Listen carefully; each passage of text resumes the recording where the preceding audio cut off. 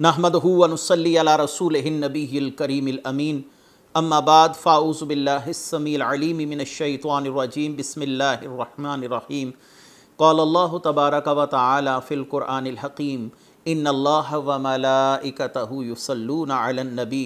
या अय्युहल्लज़ीना आमनू सल्लू अलैहि व सल्लिमू तस्लीमा अस्सलातु वस्सलामु अलैका या रसूल अल्लाह व अला आलिका व अस्हाबिका या नबी अल्लाह। अल्लाह ताला की बेहद्दो हिसाब हम्दो सना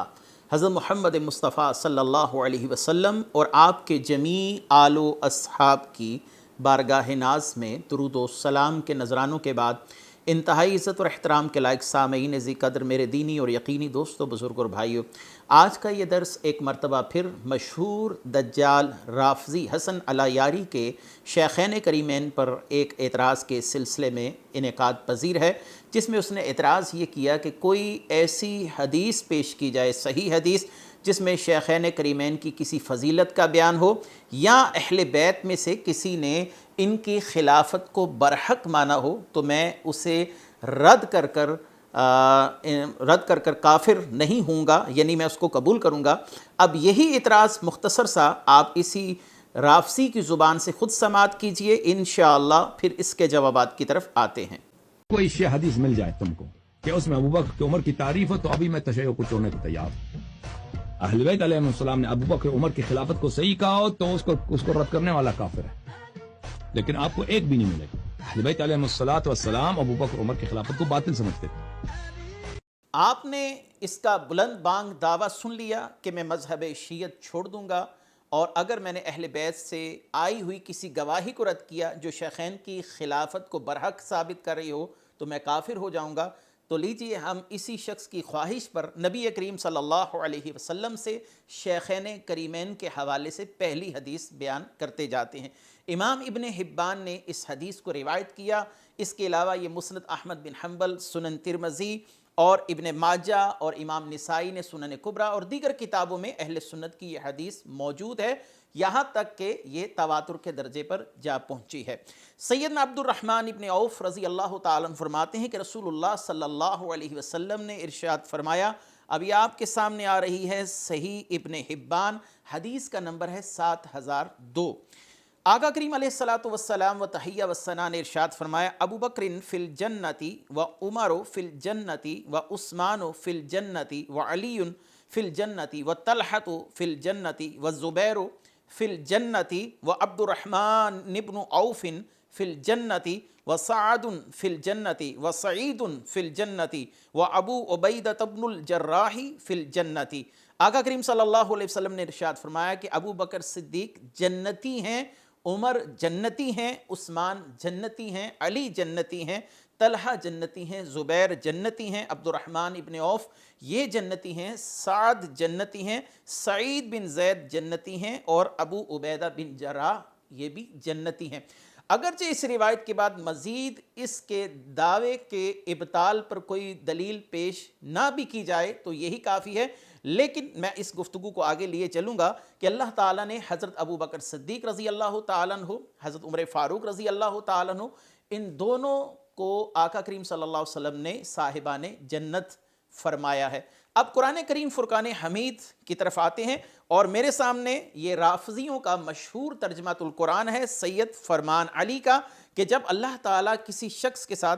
जन्नत का मुआमला फरमाएगा या किसी शख्स के लिए अगर जन्नती होना यकीनी हो जाए तो फिर ऐसे शख्स के लिए क्या मज़ीद किसी तादील की ज़रूरत रहती है या नहीं। अल्लाह तबारक व तआला सूरह मरियम आयत नंबर 63 में इरशाद फरमाते हैं, तिलकल जन्नतुल्लती नूरिसु मिन इबादिना मन कान तक़िया, यही वो बहिश्त है, जन्नत है, ये राफ़ज़ियों का तर्जमा है, यही वो बहिश्त है कि हमारे बंदों में से जो परहेज़गार होगा हम उसे इसका वारिस बनाएंगे। यानी अहले जन्नत का मुत्तकी होना ये भी साबित हुआ और मुत्तकियों का अहले जन्नत होना ये भी साबित हुआ। अगर सिद्दीक़ अकबर जन्नती हैं, उमर फ़ारूक जन्नती हैं, उस्मान गनी जन्नती हैं, तो मालूम हुआ कि कुरान करीम फ़ुरक़ान हमीद कह रहा है कि ये साहिबान तक़वा भी हैं, क्योंकि अल्लाह ने जन्नत सिर्फ़ और सिर्फ साहिबान तक़वा के लिए तैयार कर रखी है। اب یہاں پر ایک اور بات جو عمومی طور پر روافض صحابہ اکرام پر اعتراضات کرتے ہیں کہ فلاں نے اپنی زندگی میں یہ عمل کیا تھا، فلاں نے یہ کیا تھا، تو یاد رکھیے کہ جب اللہ تعالیٰ نے ان کے لیے اہل جنت ہونے کا اعلان کر دیا اپنے محبوب کی زبان اقدس سے، تو اللہ تعالیٰ نے جو ان سے بشری تقاضوں کے تحت لغزشیں واقع ہوئیں یا ان سے طبعی تقاضوں کے تحت غلطیاں ہوئیں یا گناہ کا صدور ہوا، تو اللہ تعالیٰ نے وہ بھی گویا کہ معاف فرما دیا۔ اب آپ کے سامنے اسی سید فرمان علی رافضی کا ترجمہ القرآن آ رہا ہے، سورہ الاحقاف کی آیت نمبر 16 ہے۔ اللہ تعالیٰ ارشاد فرماتے ہیں وَنَتَجَاوَزُ عَنْ سَيِّئَاتِهِمْ فِي أَصْحَابِ الْجَنَّةِ، کہ ہم بہشت کے جانے والوں میں ہم ان کے گناہوں سے درگزر کریں گے، یعنی اللہ تعالیٰ جن لوگوں کے لیے جنت میں جانا یقینی ہوگا، اللہ تعالیٰ ان کی تمام لغزشیں، خطائیں، صغائر اور کبائر تمام کو درگزر فرما دے گا۔ تو معلوم ہوا کہ ایسے صحابہ اکرام جن کے لیے جنتی ہونا رسول اللہ صلی اللہ علیہ وسلم کی زبان سے اس حد تک یقینی ہو چکا ہے، جس کا تذکرہ اہل سنت کی عقائد کی کتابوں میں موجود ہے۔ اس لیے ہمارے عقائد کے ائمہ اکرام نے ان 10 صحابہ اکرام کے یقینی طور پر جنتی ہونے کی تصریح فرمائی ہے۔ اہل سنت کی مشہور عقیدے کی کتاب اب آپ کے سامنے آ رہی ہے، عقائد نصفی، اور عقائد نصفی کے مصنف ہیں امام نجم الدین ابو حفص عمر بن محمد نصفی، جن کا وصال ہے 735 ہجری۔ آپ کیا فرماتے ہیں؟ آپ کہتے ہیں وَنَشْهَدُ بِالْجَنَّةِ لِلْعَشَرَةِ الْمُبَشَّرَةِ الَّذِينَ بَشَّرَهُمُ النَّبِيُّ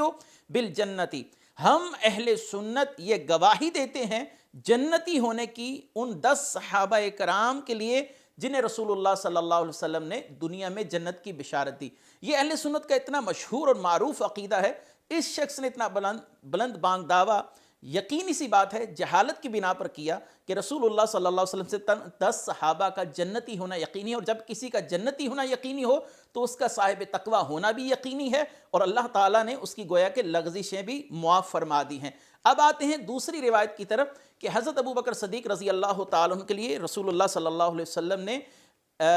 کیا مزید خوشخبری اور مزید کیا انعام ارشاد فرمایا۔ سیدنا ابو بکر صدیق رضی اللہ تعالی عنہ کے حوالے سے یہ حدیث موجود ہے صحیح بخاری میں، حدیث کا نمبر ہے 3666۔ سیدنا ابو ہریرہ رضی اللہ تعالیٰ عنہ فرماتے ہیں کہ نبی کریم صلی اللہ علیہ وسلم نے ارشاد فرمایا کہ جو شخص نمازیوں میں سے ہوگا اسے جنت کے اس دروازے سے بلایا جائے گا جس کو باب الصلاۃ کہتے ہیں، اور جو شخص مجاہدین میں سے ہوگا اسے اس دروازے سے بلایا جائے گا جسے باب الجہاد کہتے ہیں۔ جو اہل صدقہ سے ہوگا اس کو بھی اسی طرح اس دروازے سے بلایا جائے گا جو اس کے لیے مختص کیا گیا، اور جو روزے دار ہوگا اس کو بھی باب الریان سے بلایا جائے گا۔ سیدنا ابو بکر صدیق رضی اللہ تعالی عنہ نے کیا ارشاد فرمایا؟ وقال هل يدعى منها كلها احد یا رسول اللہ؟ قال نعم وارجو ان تكون منهم یا ابا بکر۔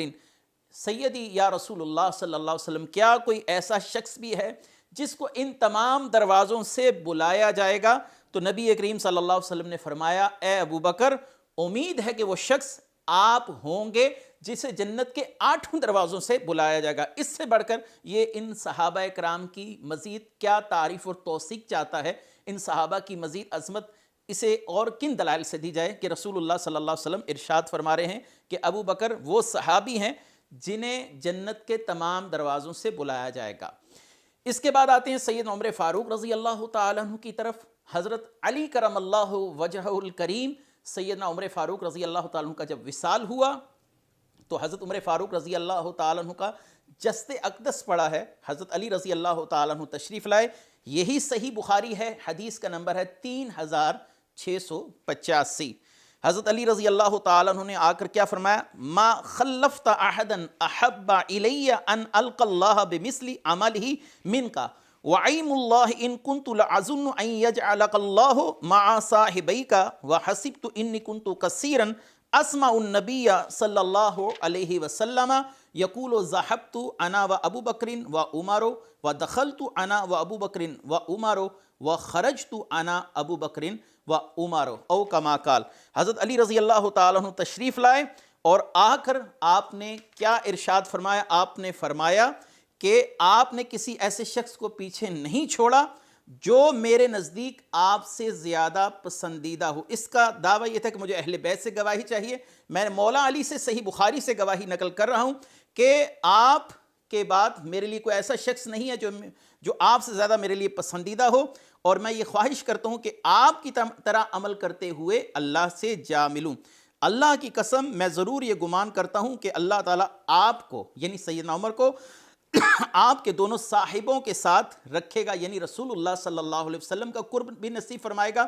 ابو بکر صدیق رضی اللہ تعالیٰ عنہ کا اللہ تعالیٰ قرب نصیب فرمائے گا. اور میرا یہ گمان ہے اس وجہ سے ہے کہ میں نے کئی مرتبہ رسول اللہ صلی اللہ علیہ وسلم کو یہ فرماتے ہوئے سنا کہ میں ابو بکر اور عمر گئے، میں ابو بکر اور عمر آئے، میں اور ابو بکر عمر نکلے. یعنی رسول اللہ صلی اللہ علیہ وسلم جب بھی اپنا تذکرہ فرماتے ساتھ شیخین کریمین کا تذکرہ فرماتے. اللہ تعالیٰ آپ کو ان دونوں کے ساتھ ہی رکھے گا، قبر میں بھی اور حشر میں بھی، جیسا کہ دوسری احادیث اس پر دلالت کرتی ہیں. تو شیخین کا جنتی ہونا قرآن سے ان کے مقام و مرتبے کی مزید ہم نے توثیق پیش کی بخاری کی 2 روایات سے. اب آخر میں اس نے کہا کہ اگر کوئی اہل بیت سے شیخین کریمین کی جو خلافت ہے اس کو برحق ثابت کر دے تو اگر میں انکار کروں تو میں کافر ہو جاؤں گا. لیجئے مولا علی کرم اللہ وجہ الکریم کی گواہی، وہ بھی سند صحیح کے ساتھ. حضرت علی رضی اللہ تعالیٰ عنہ ممبر رسول پر تشریف لائے. مجمع الزوائد ہے، حدیث کا نمبر ہے 8908. حضرت علی رضی اللہ تعالیٰ عنہ کیا فرماتے ہیں؟ قبض رسول اللہ صلی اللہ علیہ وسلم واستخلف ابو بکر فعمل بعملہ وصار بسیرتہ حتی قبضہ اللہ علی ذالک ثم استخلف عمر فعمل بعملہما وصار بسیرتہما حتی قبضہ اللہ علی ذالک. حضرت علی رضی اللہ تعالیٰ عنہ ممبر پر کھڑے ہو کر لوگوں کے مجمع میں بیان فرما رہے ہیں کہ ابو بکر صدیق رضی اللہ تعالیٰ عنہ کو رسول اللہ صلی اللہ علیہ وسلم کے وصال کے بعد خلیفہ مقرر کیا گیا، تو انہوں نے عمل رسول اللہ صلی اللہ علیہ وسلم کی سنت کے مطابق کیا، آپ کے طریقے کے مطابق طریقہ اختیار کیا، یعنی وہ آقا کریم صلی اللہ علیہ وسلم کے طریقے پر چلے اپنی خلافت کے ادوار میں، یہاں تک کہ اللہ تعالیٰ نے انہیں اسی حالت میں وصال دیا کہ وہ رسول اللہ صلی اللہ علیہ وسلم کے طریقے کو پیرو کر رہے تھے، آپ صلی اللہ علیہ وسلم کے طریقے پر چل رہے تھے. اور حضرت عمر فاروق رضی اللہ تعالیٰ کو جب خلیفہ مقرر کیا گیا تو انہوں نے ان دونوں صاحبان کے طریقے کے مطابق عمل کیا، یعنی رسول اللہ صلی اللہ علیہ وسلم کے طریق پر چلے، سیدنا ابو بکر صدیق کے طریق پر چلے، ان دونوں کے طریقوں کے مطابق چلے، یہاں تک کہ اللہ نے ان کو وفات دے دی. صدیق اکبر کی خلافت ہو، عمر فاروق کی خلافت ہو، اس خلافت کی توثیق حضرت علی رضی اللہ تعالیٰ سے ثابت ہے. امام حیثمی اس روایت کو لکھنے کے بعد کہتے ہیں رواہ احمد و رجالہ ثقات، کہ امام احمد نے اس روایت کو نقل کیا اور اس کے تمام رجال راوی جو ہیں وہ ثقہ ہیں. تو لہٰذا ہم نے اس کا دعویٰ مکمل کر دیا، اس کے دعوے کے مطابق اس کو جواب دے دیا. امید واسق ہے یہ اپنے چیلنج پر غور و فکر کرتے ہوئے مذہب تشیع چھوڑے گا اور حضرت علی رضی اللہ تعالیٰ عنہ کی اس گواہی کو قبول کر کر شیخین کے اس مقام کا معترف ہوگا کہ جو اللہ نے ان کو عطا فرمایا. وآخر دعوانا ان الحمد للہ رب العالمین.